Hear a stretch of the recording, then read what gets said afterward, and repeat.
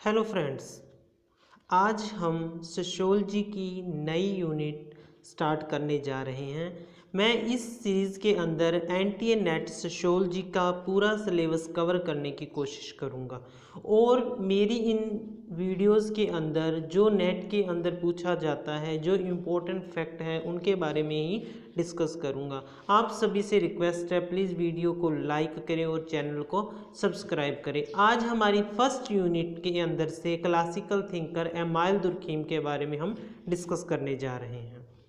Let's we discuss.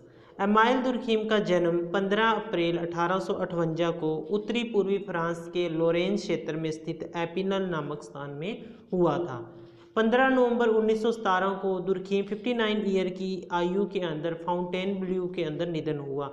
जो इनका जन्म हुआ था वो एपिनल में हुआ था और इनकी डेथ हुई थी फाउंटेनब्लेउ के अंदर हुई थी। जो एमाइल दुर्खीम हैं, इन्होंने सोशियोलॉजी के अंदर कई पब्लिकेशंस जो सोशियोलॉजी को दी हैं, कई मुख्य कृतियां इनकी हैं। उसके अंदर सबसे फेमस जो इनकी कृति है वो है the division of labour in society, जिसकी पब्लिकेशन 1893 के अंदर हुई थी। तो कोई भी थिंकर है, उनकी जो बुक्स हैं उनको हमने डिटेल के अंदर डिस्कस करना है, उनकी सारी पब्लिकेशंस को हमने ध्यान में रखना है, क्योंकि पेपर के अंदर पब्लिकेशन से रिलेटेड क्वेश्चन जरूर पूछे जाते हैं। नेक्स्ट इनकी है the rules of sociological method, ये 1895 के अंदर पब्लिश हुई थी। उसके बाद में सुसाइड जो 1897 के अंदर पब्लिश हुई थी। उसके बाद में elementary forms of religion life, ये 1912 के अंदर ये पब्लिश हुई थी। उसके बाद एजुकेशन एंड सोशियोलॉजी, ये इनके मरणोपरांत 1922 के अंदर ये पब्लिश की गई थी। उसके बाद में सोशियोलॉजी एंड फिलोसॉफी, ये बुक भी मरणोपरांत 1924 के अंदर पब्लिश हुई थी। उसके बाद में मॉरल एजुकेशन, जो ये बुक है ये भी इनकी डेथ के बाद 1925 के अंदर इसको पब्लिश किया गया था। उसके बाद में सोशियोलॉजी एंड सेंट साइमन, ये भी बुक इनकी डेथ के बाद 1925 ईस्वी के अंदर पब्लिश की गई थी। उसके बाद में प्रैग्मेटिज्म एंड सोशियोलॉजी, ये भी इनकी डेथ के बाद 1955 के अंदर डिस्कस की गई थी। अब इसमें से क्वेश्चन ये भी बन सकता है, वो हमें बोल सकते हैं भी ईयर वाइज बुक लगाओ। इसके साथ ये भी पूछा जा सकता है इनमें से कौन सी बुक जो है एमाइल दुर्खीम की है। उसके बाद ये भी पूछा जा सकता है भी कि उनकी डेथ के बाद कौन सी बुक पब्लिश हुई थी और कौन सी बुक पब्लिश नहीं हुई थी। तो वो तीन जो है दूसरी दे देंगे और एक बुक है उनमें से अलग दे सकते हैं। और कई बार ऐसे होता है तीन उनकी मरणोपरांत वाली देकर एक जो उनके टाइम के अंदर पब्लिश हुई थी वो वाली बुक दे सकते हैं। तो बुक्स को आप अच्छी तरह इनको देखें और लर्न करें। उसके बाद में है दुर्खीम पर फ्रांसीसी इतिहास का अत्यधिक प्रभाव था। जो दुर्खीम थे इनके ऊपर सबसे ज़्यादा इफेक्ट जो फ्रांसीसी इतिहास था उसका था। दुर्खीम रूसो को सामाजिक समझौते का सिद्धांत से अत्यधिक जो दुर्खीम थे इनके ऊपर ज़्यादा जो प्रभाव था, इन्फ्लुएंस रूसो का था। उन्होंने जो सामाजिक समझौते का सिद्धांत दिया था। मॉन्टेस्क्यू का दुर्खीम पर अत्यधिक प्रभाव था। उसके बाद कौन थे? मॉन्टेस्क्यू जो है इनका भी दुर्खीम पर प्रभाव था। फ्रांसीसी विचारकों में दुर्खीम को प्रभावित करने वाले लोगों में अगस्त काम्टे का नाम भी उल्लेखनीय है। मेनली तीन जो मेन थिंकर्स हैं, रूसो, मॉन्टेस्क्यू और Auguste Comte, the father of the sociology, इन सभी का जो इफेक्ट है दुर्खीम के ऊपर था और इनसे ये इन्फ्लुएंस होकर सोशियोलॉजी के अंदर आए थे। उसके बाद में नेक्स्ट है बार्नस एंड बेकर के अनुसार संभवतः दुर्खीम ने अपनी विचारधारा की दो मुख्य व आधारभूत धारणाएं प्रत्यक्षवाद एवं समाजशास्त्रीयवाद काम्टे से प्राप्त किया था। जो प्रत्यक्षवाद की धारणा है और समाजशास्त्रीयवाद की जो धारणा है, ये दोनों ही जो अवधारणाएं हैं दुर्खीम ने किससे ली थी? अगस्त काम्टे से ली थी। उसके बाद दुर्खीम ने डी मैट्रस एंड डी बोनाल्ड से समूहवाद की अवधारणा ग्रहण की। जो समूहवाद की अवधारणा है दुर्खीम ने किससे ली? डी मैस्टर से और डी बोनाल्ड से ये अवधारणा ग्रहण की थी। उसके बाद दुर्खीम ने स्पेंसर के सामाजिक उद्भव के सिद्धांत के आधार पर अपना श्रम विभाजन का सिद्धांत प्रस्तुत किया। तो क्वेश्चन ये पूछा जा सकता है भी जो सामाजिक उद्भव विकास का सिद्धांत था उसकी हेल्प से दुर्खीम ने कौन सा सिद्धांत बनाया? तो श्रम विभाजन का सिद्धांत बनाया।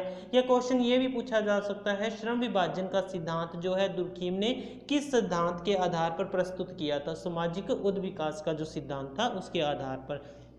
स्पेंसर का मत था कि प्रत्येक समाज एक अनिश्चित असंबद्ध समानता से निश्चित संबद्ध भिन्नता में बदलता है। मतलब पहले क्या होता है, अनिश्चित संबद्धता होती है और धीरे धीरे क्या हो जाता है, निश्चित संबद्धता आने लग जाती है। उसी प्रकार दुर्खीम के अनुसार एक समाज यांत्रिक संश्लिष्टता से क्रमशः स्वायवीय संश्लिष्टता की ओर परिवर्तित होता है। तो इसी प्रकार जो दुर्खीम थे इन्होंने क्या बताया, जो भी समाज है पहले यांत्रिक सिस्टम में होता है, उसके बाद में वो धीरे धीरे क्या होता है, स्वायवी की तरफ बढ़ता है। तो दोनों के अंदर काफ़ी मिलता जुलता है इनका जो सिद्धांत है।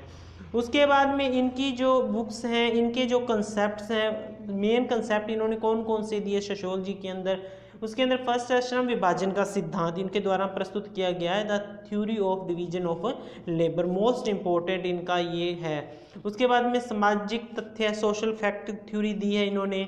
आत्महत्या का सिद्धांत दिया है, थ्योरी ऑफ सुसाइड। उसके बाद धर्म का समाजशास्त्र, थ्योरी ऑफ रिलीजन। ज्ञान का समाजशास्त्र, सोशियोलॉजी ऑफ नॉलेज। मूल्यों का सिद्धांत, थ्योरी ऑफ वैल्यूज। नैतिकता का सिद्धांत, थ्योरी ऑफ मॉरल्स। उसके बाद में सामूहिक प्रतिनिधित्व, कोलेक्टिव रिप्रेजेंटेशन। उसके बाद में प्रकार्यवाद की अवधारणा, कॉन्सेप्ट ऑफ फंक्शनलिज्म। ये सारी की सारी जो थ्योरीज है वो दुर्खीम के द्वारा दी गई है, इनको भी आप अच्छी तरह लर्न कर लेना।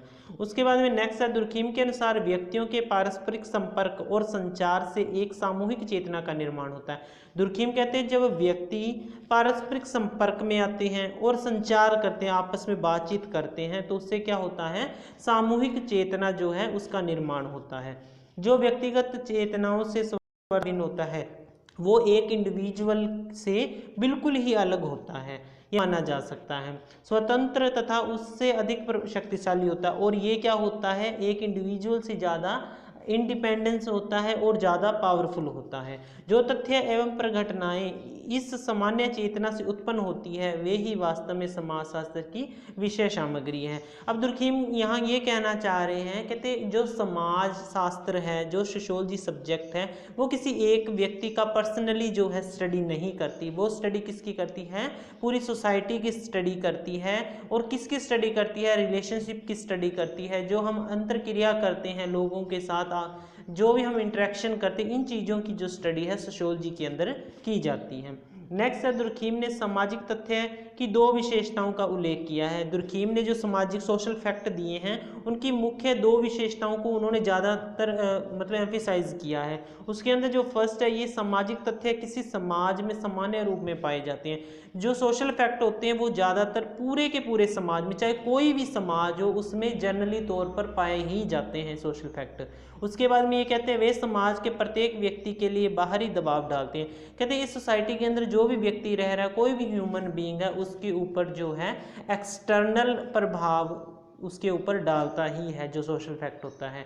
और व्यक्ति के लिए एक प्रकार से अनिवार्य भी होते हैं, और हर व्यक्ति के लिए कंपलसरी होते हैं, अनिवार्य होते हैं। क्या, सोशल फैक्ट्स जो होते हैं। सबसे पहले जो सोशल फैक्ट की विशेषता क्या है, ये सारे समाजों में पाए जाते हैं। और दूसरी इसकी क्या है, ये समाज का कोई भी व्यक्ति है उसके ऊपर जो है एक्सटर्नल दबाव डालता है, और ये बहुत ही कंपलसरी होते हैं, बहुत ही जरूरी होते हैं। सो ये थे मेन फैक्ट दुर्खीम से रिलेटेड, ये ज़्यादा इंपॉर्टेंट थे तो इसलिए मैंने इसके अंदर डिस्कस किए।